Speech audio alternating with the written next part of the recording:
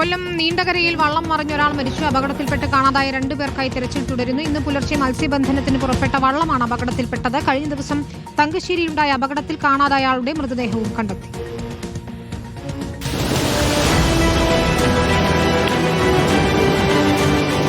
ഇന്ന് പുലർച്ചെ 4:30യോടെയാണ് നീണ്ടകര പുലിമുട്ടിന് സമീപം മത്സ്യബന്ധനത്തിനായി പുറപ്പെട്ട വള്ളം മറിഞ്ഞത്.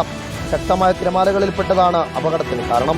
14 പേരുണ്ടായിരുന്ന വള്ളത്തിൽ നിന്ന് 11 പേരെ സുരക്ഷിതമായി കരയിലെത്തിച്ചു. വള്ളമുടമ രാജീവനാണ് മരിച്ചത്. കാണാതായ രാധാകൃഷ്ണൻ, മകൻ ഗൗതം കൃഷ്ണൻ എന്നിവർക്കായുള്ള തിരച്ചിൽ തുടരുകയാണ്. തുടർച്ചയായി അപകടങ്ങൾ ഉണ്ടാകുമ്പോഴും സർക്കാർ സംവിധാനങ്ങൾ ഇടപെടുന്നില്ല എന്നും രക്ഷാപ്രവർത്തനത്തിന് മത്സ്യത്തൊഴിലാളികൾ മാത്രമാണ് ഉള്ളത് എന്നുമുള്ള പരാതികൾ കൂടി മത്സ്യത്തൊഴിലാളികൾ മുന്നോട്ട് വയ്ക്കുന്നു. ഈ നിരോധന സമയങ്ങളിൽ ഇവിടെ ട്രെഞ്ചിങ് നടക്കേണ്ടതാണ്. ഇതുവരെ നിലവിൽ ട്രെഞ്ചിങ് നടന്നിട്ടില്ല.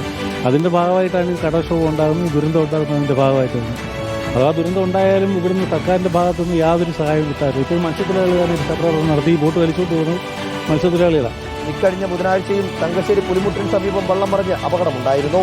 അന്ന് അപകടത്തിൽപ്പെട്ട ഒരാളെ മറ്റു വള്ളങ്ങളിലെ മത്സ്യത്തൊഴിലാളികൾ ചേർന്ന് രക്ഷപ്പെടുത്തി. പക്ഷേ ഒരാളെ അന്ന് കാണാതായിരുന്നു. കാണാതായ റോയ്സന്റെ മൃതദേഹം ഇന്നലെ രാത്രി കണ്ടെത്തി. റിപ്പോർട്ടർ, തിരുവനന്തപുരം.